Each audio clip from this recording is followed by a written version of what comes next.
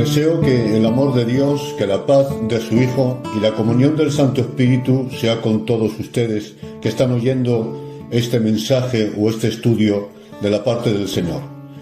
Quiero hoy exponer un tema muy importante que ha generado y genera controversia en la Iglesia de Cristo en este tiempo.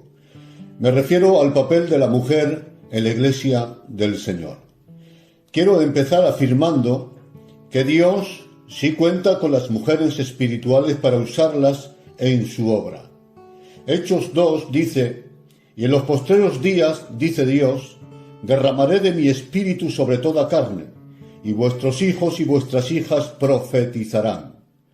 Vuestros jóvenes verán visiones, y vuestros ancianos soñarán sueños, y de cierto sobre mis siervos y sobre mis siervas, ahí está, y sobre mis siervas derramaré de mi espíritu y profetizarán. Esta escritura demuestra que Dios derrama de su espíritu sobre ancianos, sobre jóvenes y sobre mujeres para que les sirvan en su obra.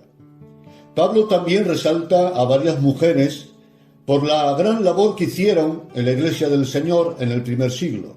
Así está escrito: os recomiendo a nuestra hermana Febe, la cual es diaconisa de la Iglesia. Ella ha ayudado a muchos. Saludad a Priscila y a Aquila, mis colaboradores. Saludad a María, la cual ha trabajado mucho entre vosotros. Saludad a Trifena y a Trifosa, las cuales trabajan en el Señor. Saludad a la amada Pérsida, la cual ha trabajado mucho en el Señor.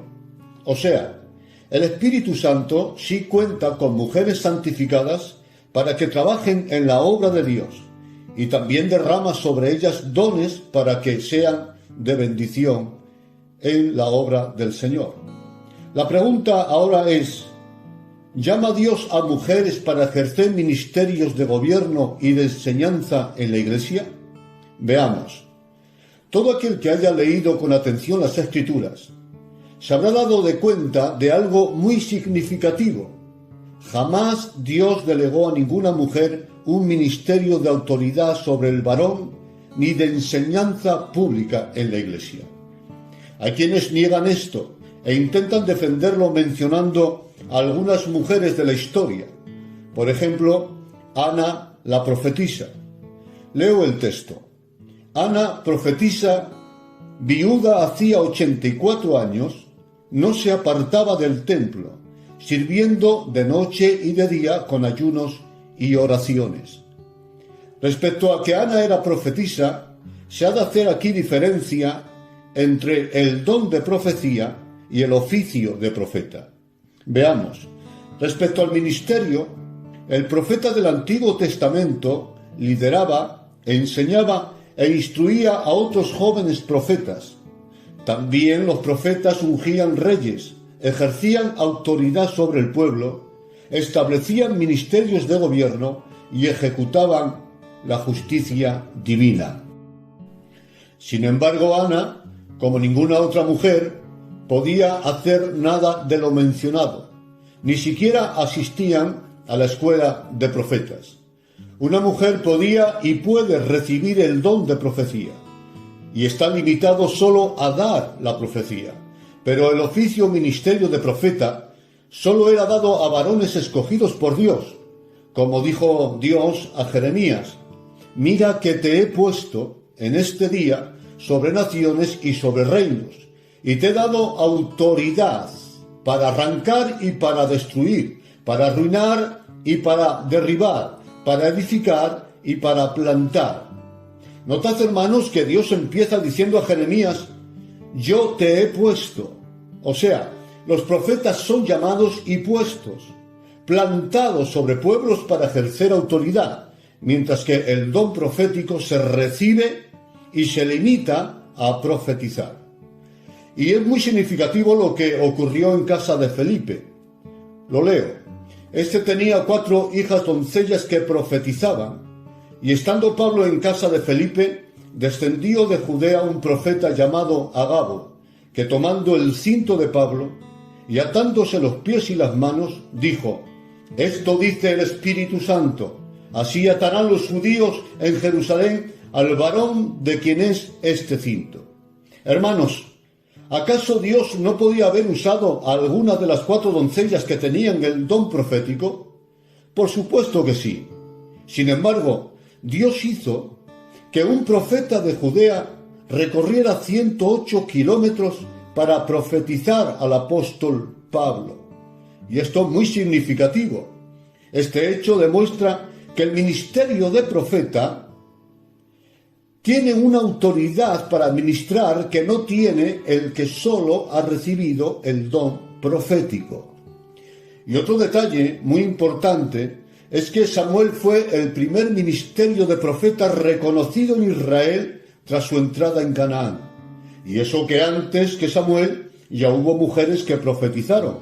Por ejemplo, Débora y María, hermana de Aarón. Es decir, aquellas mujeres profetizaron antes que Samuel, pero no fueron contadas como profetas que ejercen liderazgo. Porque, vuelvo a repetir, una cosa es el don de profecía y otra es el ministerio de profeta. Solo este último puede ejercer liderazgo y autoridad de gobierno. Por tanto, Ana profetizaba, pero no ejercía el ministerio o liderazgo de profeta. Quienes están a favor del liderazgo de la mujer también menciona a la mujer samaritana y a María Magdalena para justificarlo. Dicen que estas dos fueron predicadoras, pero esto no es más que forzar las escrituras a que digan lo que queremos que digan. ¿Acaso fueron ellas comisionadas por Cristo para predicar el Evangelio como fueron, por ejemplo, los apóstoles? ¿Fueron estas mujeres constituidas como maestras en alguna congregación? ¿Fueron establecidas para liderar o ejercer autoridad sobre una iglesia? Por supuesto que no. Ni siquiera había nacido la iglesia. Lo único que la samaritana hizo fue contar su experiencia con Jesús y en el caso de María Magdalena, dar la noticia de que Jesús había resucitado. ¿Dónde está aquí el liderazgo? ¿Dónde dice que ellas fueron pastoras o maestras? En ningún lugar. Y por supuesto que todos los cristianos debemos hacer lo que hicieron estas dos mujeres, anunciar que Cristo es el Mesías prometido y que ha resucitado de entre los muertos. Como está escrito, vosotros sois pueblo adquirido para anunciar las virtudes de aquel que os llamó de las tinieblas a su luz admirable. Pero es que evangelizar no es ser ungido como evangelista. Por eso, aunque toda la iglesia del primer siglo evangelizaba y testificaba, la Escritura destaca que Felipe era llamado Felipe el Evangelista. Y claro, como evangelista, Dios hacía milagros y enseñaba, oía al Señor la palabra y echaba demonios a través de él. Luego, toda la iglesia evangelizaba, pero Felipe había recibido el ministerio de evangelista. Y no podía faltar Débora, la preferida de quienes defienden que Dios llama a la mujer al ministerio. Leemos Jueces 4:4. Gobernaba en aquel tiempo a Israel una mujer, Débora, profetisa, y acostumbraba sentarse bajo la palmera de Débora, y los hijos de Israel subían a ella a juicio. En lo que respecta a Débora, debemos tener en cuenta varias cosas. Débora no es nombrada cuando se menciona la lista de los jueces. Me explico. Cuando Samuel hizo un repaso de la historia reciente de los jueces, omitió a Débora y solo mencionó a hombres, y entre ellos a Barak, contemporáneo de Débora. También el escritor de la carta a los Hebreos hace un repaso de varios jueces y de nuevo omite a Débora. Sin embargo, sí menciona a Barak, contemporáneo de Débora. O sea, que el hecho de que se omita a Débora cuando se hace un repaso de los jueces es porque su gobierno no era el ejercicio de autoridad sobre el varón, sino que estaba limitado al don profético. Y como hemos dicho antes, si Samuel, que vivió poco después de Débora, fue el primer ministerio de profeta reconocido en Israel, entonces Débora no pudo haber ejercido el oficio o el ministerio de profeta. Pero aun suponiendo que Débora gobernara como juez en Israel, debemos tener en cuenta que el libro de Jueces es el libro de las excepciones, ya que fue un tiempo de gran apostasía en Israel. De hecho, el libro termina diciendo que en aquellos días no había rey en Israel, y cada uno hacía lo que bien le parecía. Por tanto, en aquel tiempo excepcional, cuando no había ni rey ni gobierno en Israel, Dios decidió en su soberanía usar a una mujer para guiar al pueblo a través del don profético. Me explicaré mejor. Sabemos que Dios es santo y es justo, por lo que jamás rompería un principio moral. Esto sería ir contra su propia naturaleza. Pero sí tiene soberanía para romper administraciones, liturgias y leyes de la física para alabanza de su gloria y por el bien del hombre. Por ejemplo, Dios hizo que Esther se uniera en matrimonio con un gentil, algo prohibido en Israel. Pero Dios rompió esa norma para librar a Israel del exterminio. Cuando David huía de sus enemigos, el sacerdote le dio pan de la preposición para comer, algo que estaba prohibido. Pero Dios rompió esa norma litúrgica para que su siervo se alimentara en un momento excepcional. Dios puso también a Rahab y Ruth en la línea genealógica del Mesías, siendo ellas gentiles. Y también Dios usó a un asna para frenar la locura de Balaam. ¿Y qué diremos de Jesús? Él no rompió principios morales, Él es santo, pero sí rompió normas administrativas, litúrgicas y leyes de la física para sanar y hacer milagros. Lo que quiero decir, hermanos, es que Dios, en su soberanía, puede usar a quien quiera y en el momento que quiera, en un momento excepcional. Pero esas excepciones no deben usarse como regla o patrón en la Iglesia de Cristo. Son excepciones de Dios en momentos excepcionales y que solo Dios en su soberanía las puede romper. El nombre del Señor sea glorificado. Y algo sumamente importante es que nunca debemos mezclar los principios de Israel con los de la Iglesia, ni los principios de la ley de Moisés con los del Evangelio, ni las liturgias del judaísmo con las liturgias de la Iglesia. Somos un nuevo pueblo, estamos en un nuevo pacto y Dios ha establecido nuevos principios de gobierno y administración para este tiempo. Por lo tanto, aun suponiendo que Débora ejerciera dominio sobre el pueblo, sería una excepción que no rompería la regla que más adelante expondremos. Un texto también usado por quienes están a favor del liderazgo de la mujer es Romanos 16:7. Dice así la palabra del Señor: saludad a Andrónico y a Junias, los cuales son muy estimados entre los apóstoles.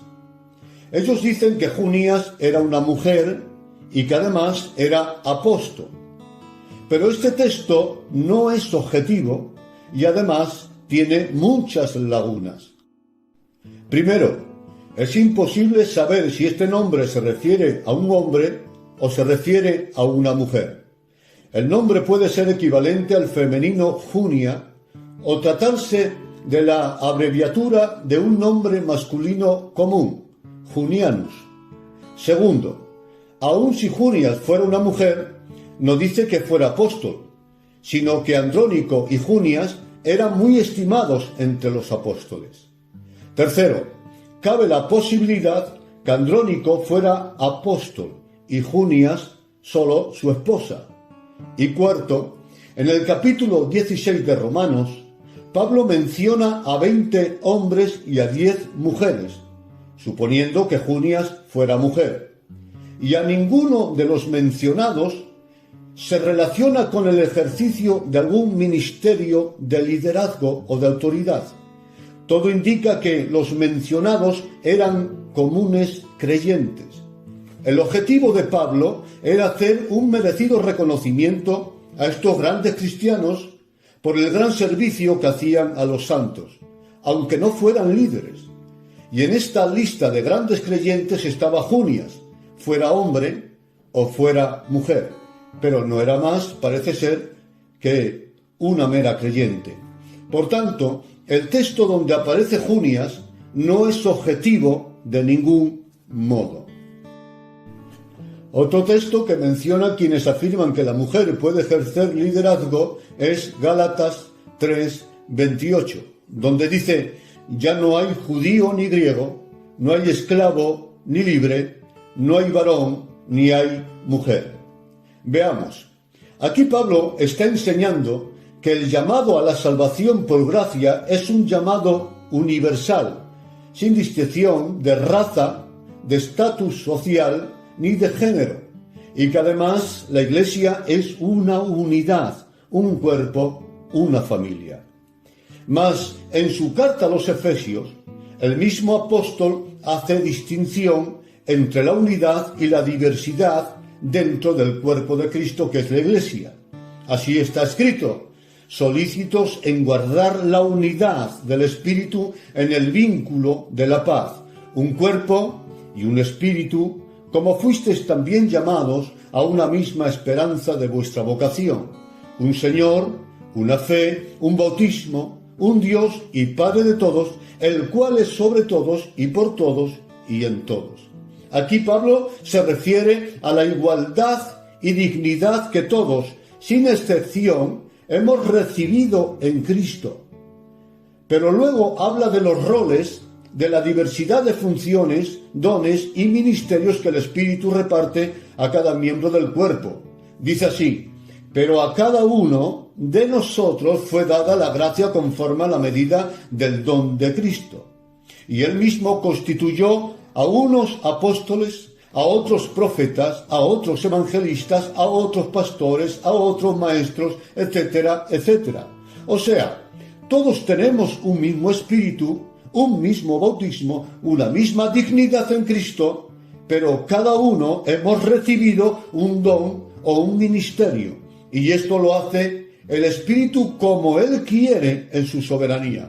Luego Pablo, cuando dice ya no hay judío ni griego, no hay esclavo ni libre, no hay varón ni mujer, se refiere a la igualdad en dignidad dentro del cuerpo y no al papel o roles del hombre y la mujer en la Iglesia del Señor.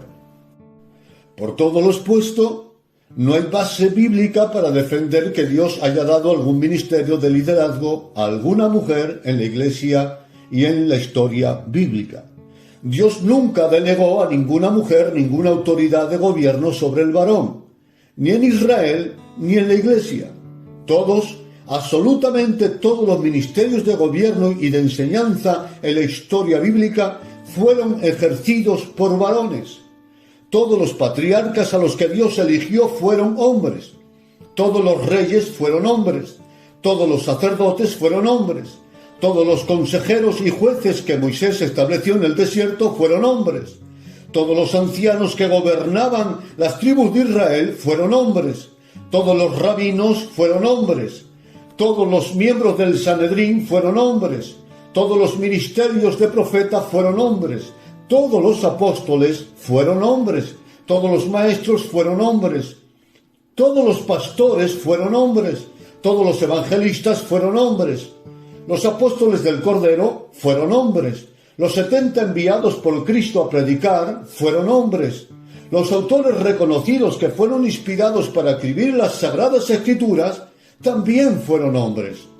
Es cierto que sus esposas les siguieron, les ayudaron en sus flaquezas, les corrigieron en sus errores y fueron usadas por el Espíritu Santo para que los propósitos de Dios se cumplieran en ellos y a través de ellos.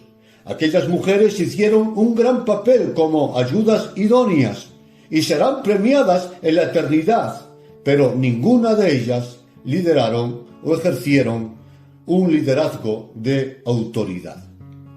Ahora bien, además de esta realidad histórica, las Escrituras enseñan de forma clara cuál es el rol de la mujer tanto en la familia como en la iglesia. Y vamos ahora a estudiar unos textos claros que hablan del tema que estamos hoy exponiendo. Leemos primera de Timoteo 3, 14 y 15 y 2, 11 a 15. Dice así: Estas cosas te escribo, Timoteo, para que si tardo sepas cómo debes conducirte en la casa de Dios, que es la iglesia del Dios viviente. La mujer aprenda en silencio, con toda sujeción, porque no permito a la mujer enseñar, ni ejercer dominio sobre el varón, sino estar en silencio. Porque Adán fue formado primero, después Eva. Y Adán no fue engañado, sino que la mujer, siendo engañada, incurrió en transgresión. Analicemos estos textos. Primero, estas cosas te escribo para que si tardo sepas cómo debes conducirte en la casa de Dios. Pablo escribe al pastor Timoteo para darle instrucciones sobre cómo debe gobernar la iglesia y cuáles son los principios que debe establecer en ella.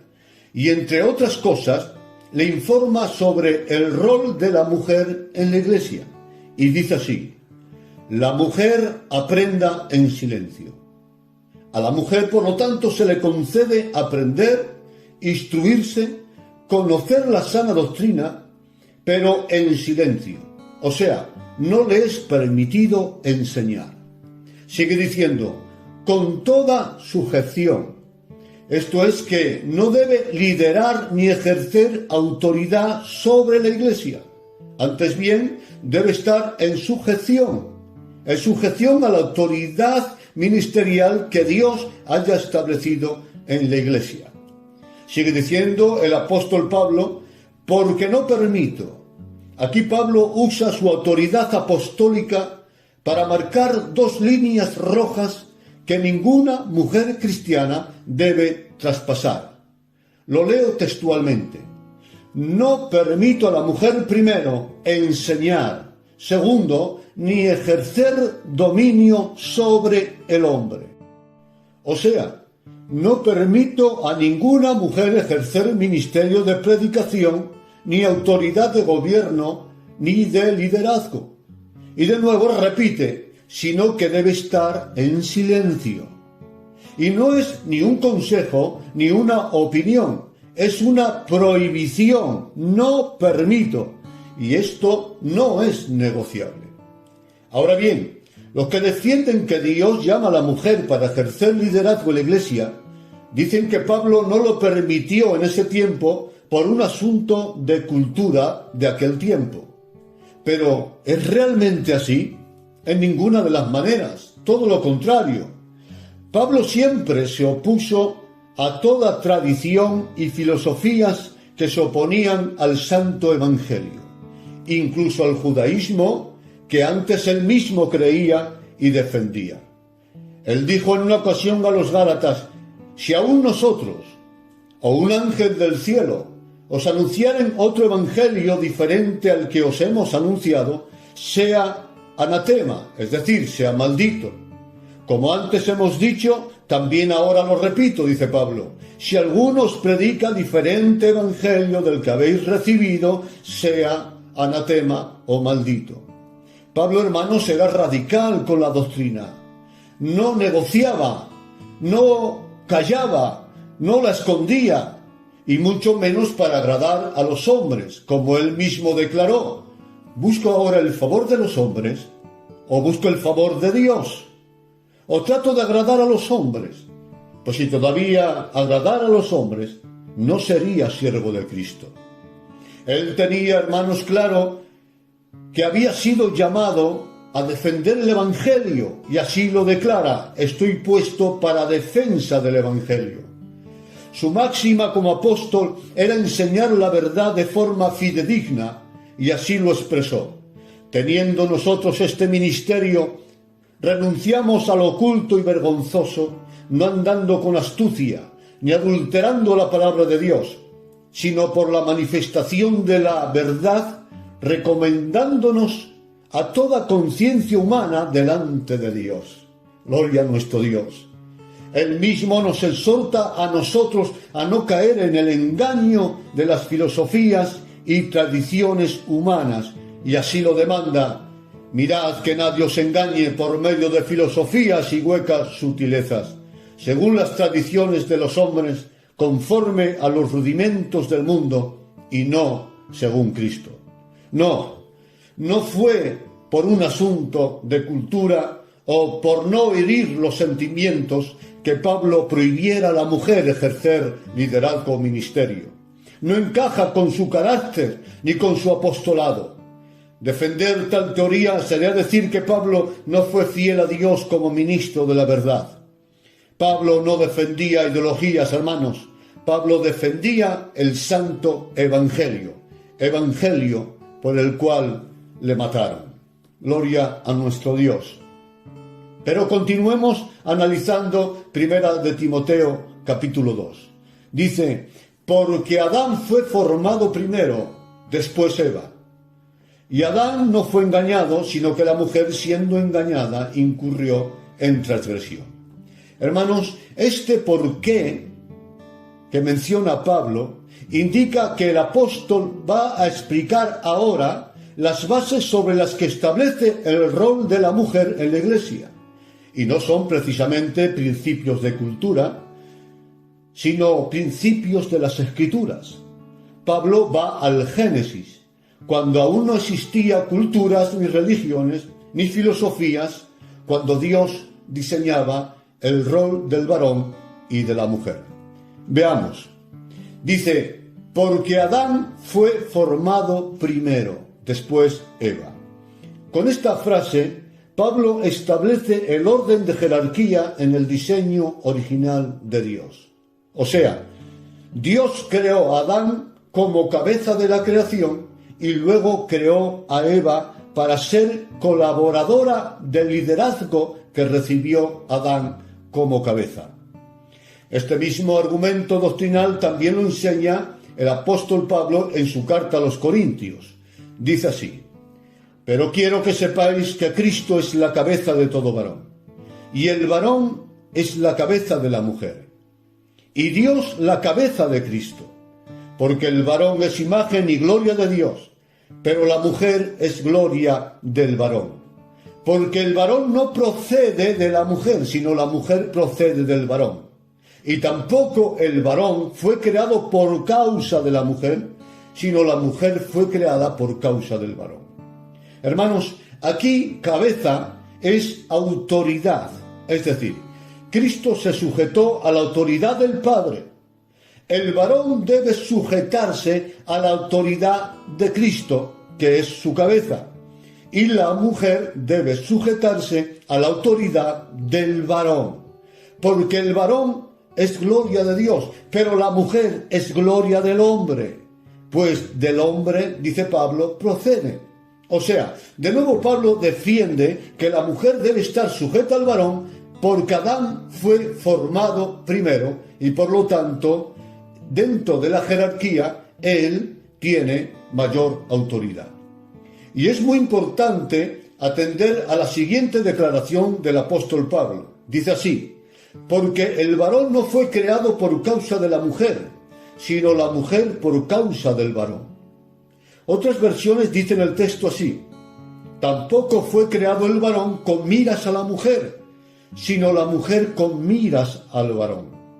¿A qué causa se refiere Pablo? Génesis 2, 18-22 lo aclara. Dice así: y dijo Jehová: no es bueno que el hombre esté solo. Le haré ayuda idónea para él. Y puso Adán nombre a toda la bestia y ave de los cielos y a todo ganado del campo. Mas para Adán no se halló ayuda idónea para él. Entonces, o sea, viendo Dios la necesidad de Adán, dice la Escritura, Dios hizo una mujer y la trajo al hombre. Aquí están las dos causas que menciona Pablo. La mujer fue creada porque había una necesidad emocional en Adán. Adán se sentía solo e incompleto. Necesitaba una persona según su naturaleza con la que comunicarse. Y segundo, Dios creó a Eva porque Adán necesitaba una ayuda idónea, un complemento imprescindible para que Adán pudiera realizar la comisión de Dios. Y Eva, como cualquier mujer de Dios, fue esa ayuda idónea, perfecta para el hombre de Dios. Y así la recibió Adán. Esto es ahora hueso de mis huesos y carne de mi carne. Esta será llamada varona, porque del varón fue tomada. Adán la recibió, pero no para dominarla, sino para amarla y compartir con ella su labor como cabeza de la creación. Pero entendiendo que el liderazgo lo tenía Adán y no Eva. Segundo argumento que Pablo expone: Adán no fue engañado, sino que la mujer, siendo engañada, incurrió en transgresión. Algunos opinan que Pablo está diciendo aquí que la mujer no debe liderar porque es más vulnerable, o como dijera el apóstol Pedro, es vaso más frágil, y que precisamente esa fuera la causa por la que el maligno fue a Eva y no a Adán. Lo que sí está bien definido en Génesis 3:16 es que la transgresión de Eva tuvo su consecuencia. Dice así: y dijo Dios a la mujer, a tu marido será tu deseo, y él se enseñoreará de ti. Otras versiones citan el texto de la siguiente manera: a la mujer dijo, él tendrá autoridad sobre ti. Otra versión dice, a la mujer dijo, a tu marido estará sujeta a tu voluntad, y él será tu Señor. Hermanos, como vemos, Pablo no fundamenta el rol de la mujer y del varón en ideologías, sino en las Escrituras, en el Génesis. O sea, que no es un criterio de Pablo, sino un asunto de Dios, un asunto de doctrina bíblica. Gloria a nuestro Dios.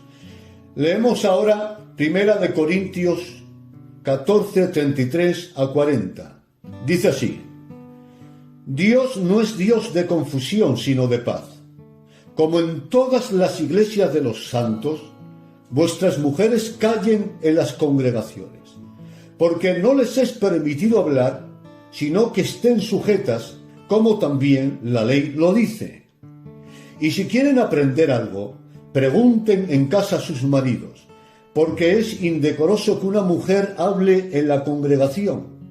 Si alguno se cree profeta o espiritual, reconozca que lo que os escribo son mandamientos del Señor. Mas el que ignora, que ignore. Analicemos estos textos de Corintios. Primero, dice, vuestras mujeres callen en las congregaciones y estén sujetas. De nuevo Pablo, como instruyó a Timoteo, ordena que las mujeres deben guardar silencio en las congregaciones. Quienes están a favor de que la mujer ejerza liderazgo dicen que callar en las congregaciones se refiere a que no deben murmurar o hacer ruido o molestar en los actos religiosos. Pero tal interpretación no se sostiene de ninguna manera, pues entonces los varones sí pueden molestar en los cultos, sí pueden murmurar en los actos religiosos. Por supuesto que no. Aquí la frase porque no les es permitido hablar está relacionado con lo que viene después, sino que estén sujetas. Esto implica no enseñar en la iglesia ni ejercer autoridad. De hecho, varias versiones bíblicas citan el texto de la siguiente manera: las mujeres cállense en las asambleas, que no les está permitido tomar la palabra, antes bien deben estar sumisas. Y sigue diciendo el apóstol, y si quieren aprender algo, pregunten en su casa a sus maridos, porque es indecoroso que una mujer hable en la congregación de los santos. Esta frase da aún más fuerza al argumento de que Pablo prohíbe a la mujer ejercer la enseñanza pública en la Iglesia, pues si no les es permitido ni siquiera preguntar sobre la doctrina en la Iglesia, ¿cómo podemos pensar que la mujer puede ejercer el ministerio de enseñanza o de gobierno en la Iglesia? Es improcedente. Pero volvamos a 1 Corintios 14. En su contexto descubrimos 3 argumentos donde se establece que la mujer no debe ejercer liderazgo. Primer argumento: como en todas las iglesias de los santos, vuestras mujeres callen en las congregaciones. O sea, no era una administración puntual para la iglesia de Corintios, sino una doctrina establecida en todas las iglesias de los santos, ya sean de una u otra cultura. Segundo argumento, dice Pablo, como también la ley lo dice. De nuevo Pablo basa el rol de la mujer en la ley del Génesis, como también escribió en su carta a Timoteo, porque Adán fue formado primero y después Eva, y Adán no fue engañado, sino que la mujer siendo engañada incurrió en transgresión. Y el tercer argumento es el por qué se escribió el capítulo 14 de 1 Corintios. Me explicaré. Dicho capítulo se escribió a causa de los desórdenes que había en la iglesia cuando se reunían para celebrar culto a Dios. Los que tenían don de lenguas lo hacían en voz alta, incluso cuando no había intérprete. Los profetas profetizaban todos a la vez, y las mujeres se tomaban una libertad en la iglesia que iba contra el diseño de Dios para la mujer. Por todo esto, Pablo les escribe para establecer protocolos para los profetas, para quienes hablaban en lenguas y también para las mujeres, es decir, para poner orden en los cultos. Por eso dice en el mismo capítulo, hágase todo decentemente y con orden.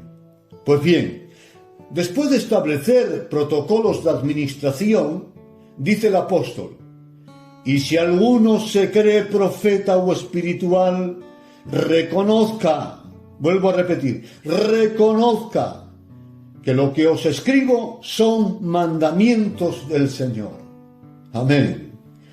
Otra versión dice, si alguno cree ser profeta o estar inspirado, reconozca que lo que escribo es una orden del Señor.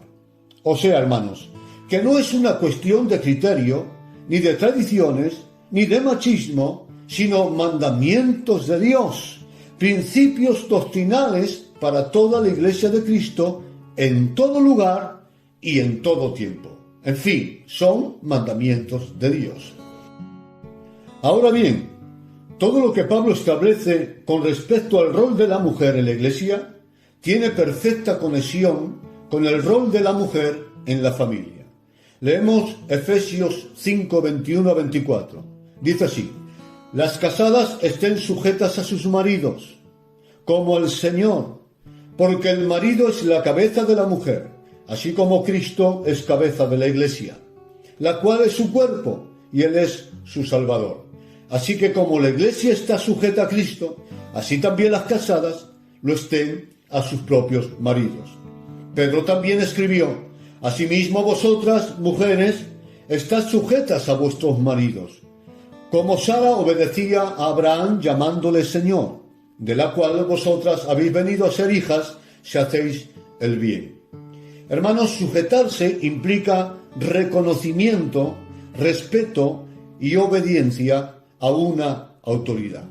Pues bien, si las esposas deben sujetarse a sus esposos, incluso como al Señor mismo, ¿no sería incongruente que Dios estableciera a una mujer para liderar a una congregación, ejerciendo así autoridad sobre el varón, incluso sobre el propio marido? Sería contradictorio y confuso, ¿verdad?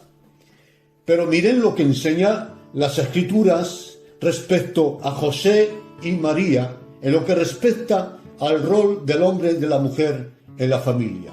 Dice así la historia bíblica: He aquí un ángel del Señor apareció en sueños a José y dijo: levántate y toma al niño y a su madre y huye a Egipto y permanece allá hasta que yo te diga. Y así lo hizo José y se marcharon a Egipto. Y sigue diciendo la historia: pero después de muerto Herodes, he aquí que un ángel del Señor apareció de nuevo a José en Egipto, diciendo lo siguiente: levántate, toma al niño y a su madre y vete a la tierra de Israel, porque han muerto los que procuraban la muerte del niño. Esto, hermanos, es revelador y muy importante, pues cuando María aún era una doncella, Dios le habló a ella a través del ángel Gabriel.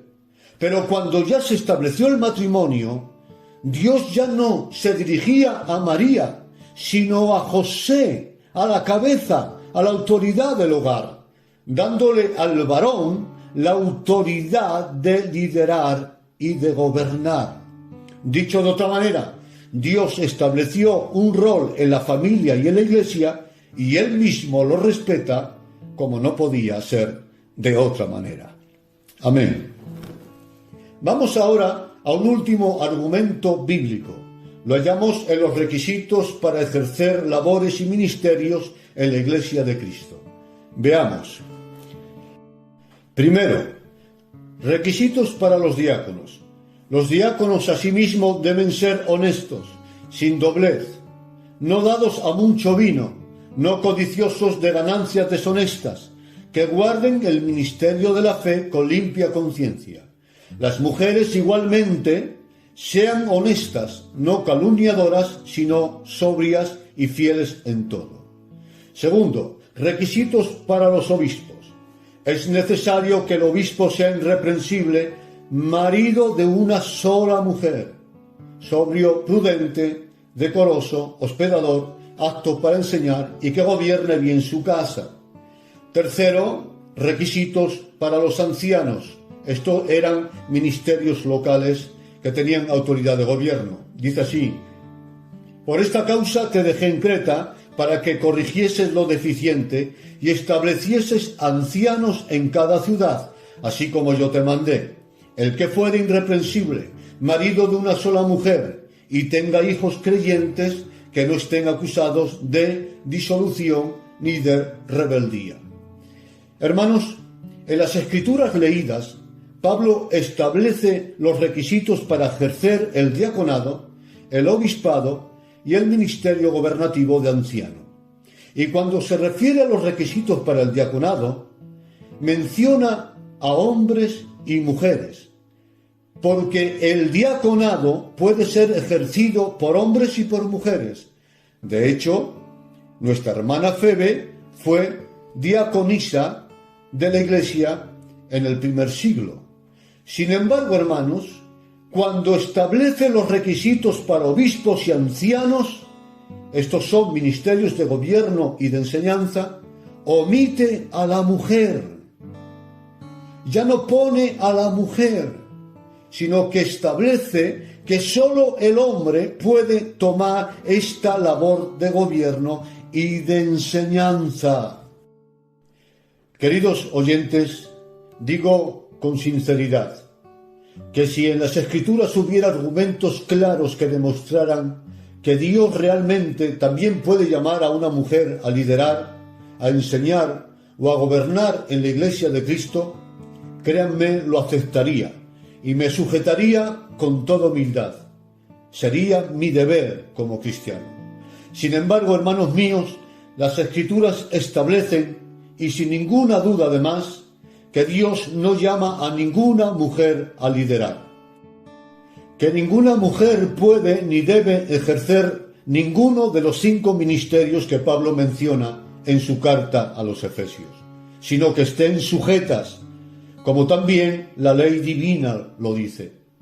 No es un asunto ni de machismo, ni de cultura, ni de menosprecio a nuestras hermanas en la fe. ¿Qué va? Es un asunto de doctrina, un asunto de Dios. Y quien niega esto no es porque no haya luz en las Escrituras, que la hay y en abundancia, sino porque o bien no ha profundizado en ellas, o bien porque no hay humildad para reconocer que lo que hemos expuesto en esta hora son mandamientos de Dios. Y a esta actitud de rebeldía se refería Pablo cuando dijo: si alguno se cree profeta o espiritual, reconozca que lo que os escribo son mandamientos del Señor. Mas el que ignora, ignore. O sea, Pablo está diciendo, el que quiera negarlo, que lo niegue. Pero lo que os he enseñado, Corintios, es lo que Dios ha establecido. Hermanos, no sujetarse a los diseños de Dios tiene consecuencias. El rey Uzías, tuvo gran éxito en el papel que Dios le designó como rey, pero se enalteció en su corazón y quiso ejercer en el templo como sacerdote, labor que sólo los levitas podían ejercer por voluntad divina. Fue entonces cuando la lepra brotó en su frente y fue excluido del templo y del trono también como rey. O sea, Dios entró en juicio con él por traspasar los límites que Dios estableció, por ocupar un lugar que Dios nunca le designó. Y es que todo creyente, ya sea hombre o mujer, debemos sujetarnos a los diseños que Dios ha establecido en las Escrituras. No hacerlo sería rebeldía y traería consecuencias, como en el caso del rey Uzías. Hermanos míos, los mandamientos de Dios no deben ser quebrantados ni con buenas intenciones. Yo no dudo de las buenas intenciones de David y del pueblo cuando llevaban el arca al templo. Sin embargo, Dios quebrantó al sacerdote Uza cuando éste agarró el arca para que no cayera del carro. La causa fue que quebrantaron la ley de Dios, la cual establecía que el arca debía ser transportada en hombros y por los sacerdotes y no en carros, y que nadie además debía tocar el arca. Por tanto, hermanos míos, tener buenas intenciones no hace que sea lícito que las mujeres rompan las normas de Dios queriendo liderar, ni que la Iglesia las permita, potencie o haga propaganda de ellas. Como dijo Samuel a Saúl, Dios se agrada más de la obediencia que de los sacrificios. Las mujeres que se hacen llamar pastoras no son pastoras, son impostoras, y quienes las apoyan y promocionan son partícipes de una rebelión a las Escrituras. En este tiempo, hermanos míos, el feminismo extremo se está rebelando contra el diseño de Dios en cuanto respecta al rol del hombre y de la mujer en la Iglesia y en la familia. Es el espíritu hembrista de Jezabel que está entrando en las iglesias de Cristo para exigir un lugar de gobierno, como lo hizo la altanera Atalía, a la cual Dios destronó. Todo esto, hermanos, es parte de la apostasía anunciada en las Escrituras. En los últimos tiempos no soportarán, dice Pablo, la sana doctrina. Y ciertamente el hembrismo o el feminismo extremo no soporta esta doctrina de humildad y sumisión bíblica. Como dijera Judas, rechazan la autoridad y blasfeman de las potestades superiores. Pero la mujer de Dios, la mujer espiritual, no se rebela contra el diseño de Dios, ni protesta, ni se queja. Antes bien reconoce las autoridades, se sujeta a ellas y las potencia con sus oraciones. Y además lo hace con gozo. Pero, hermanos míos, no quiero cerrar este estudio sin antes hablar de algunos aspectos importantes que son necesarios mencionar. Primero, ser varón no implica que todo varón pueda ejercer liderazgo en la Iglesia, sino solo aquellos que sean llamados por Dios en su soberanía. Pablo dijo: todas estas cosas las hace uno y el mismo Espíritu, repartiendo a cada uno en particular como Él quiere. O sea, El Espíritu Santo es el administrador de las riquezas de la gracia, de los misterios y de los dones. Segundo, el rol que Dios ha establecido en la familia y en la Iglesia no es una aprobación al machismo, lo cual Dios aborrece. Pablo dice: maridos, amad a vuestras mujeres, así como Cristo amó a la Iglesia y se entregó a sí mismo por ella. Dios ordena a los maridos que amen a sus mujeres, y en el amor no hay tiranía ni machismo, ni esclavitud ni desprecio.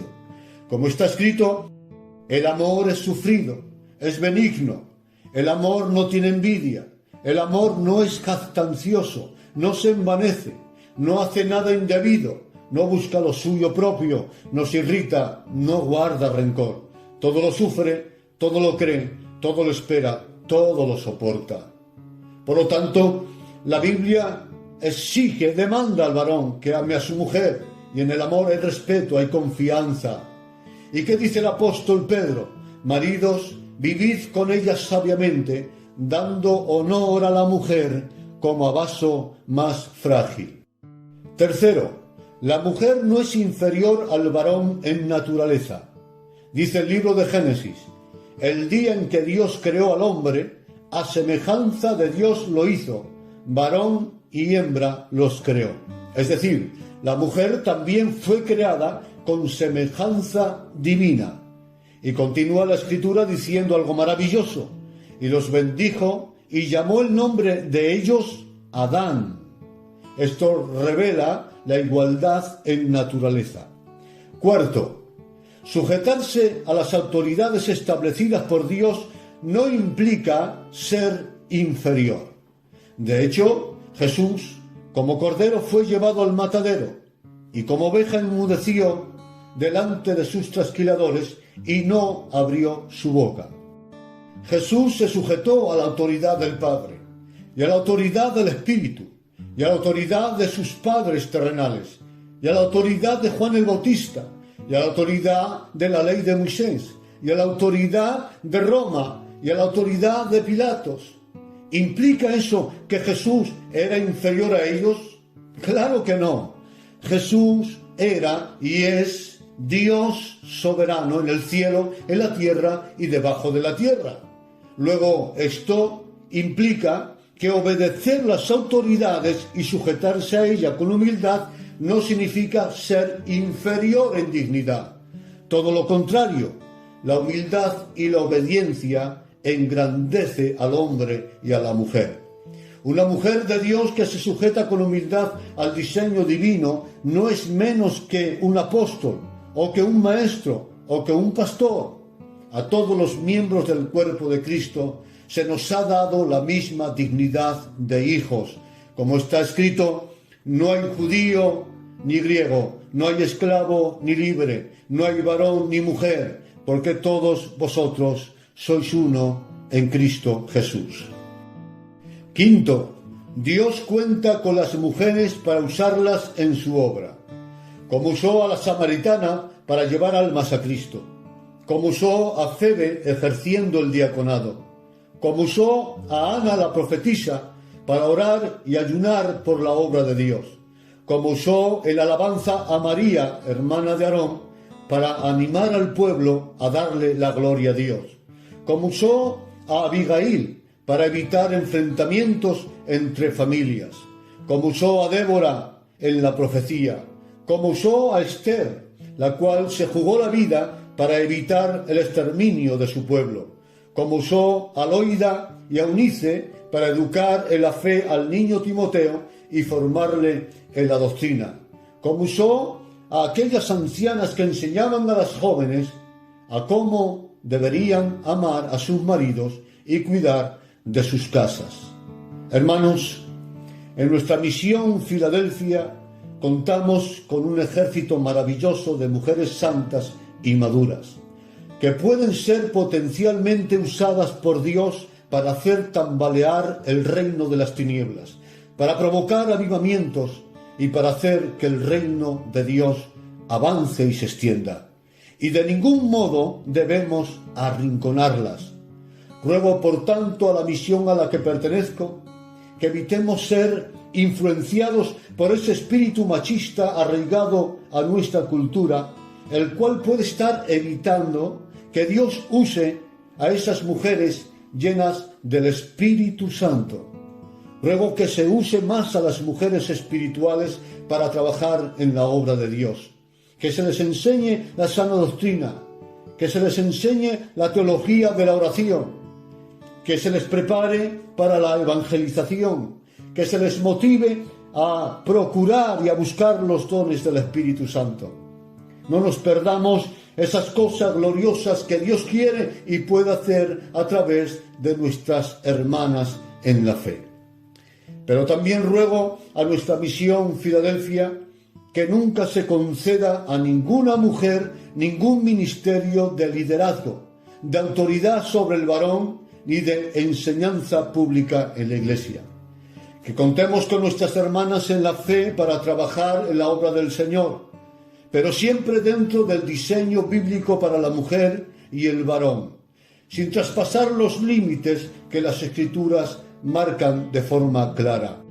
Nunca cedamos a la influencia social, ni a la presión de otras denominaciones, ni a la presión de esas personas que dentro de nuestra misión no se sujetan al modelo bíblico. Termino dándoos las gracias por haber escuchado este estudio de la palabra del Señor. Espero que os haya hecho bien y también os ruego que lo compartáis para que todo el mundo lo pueda escuchar. Gracias. Reciban un saludo y un abrazo de vuestro hermano y amigo Angeloso de Asturias. Que el Señor os bendiga.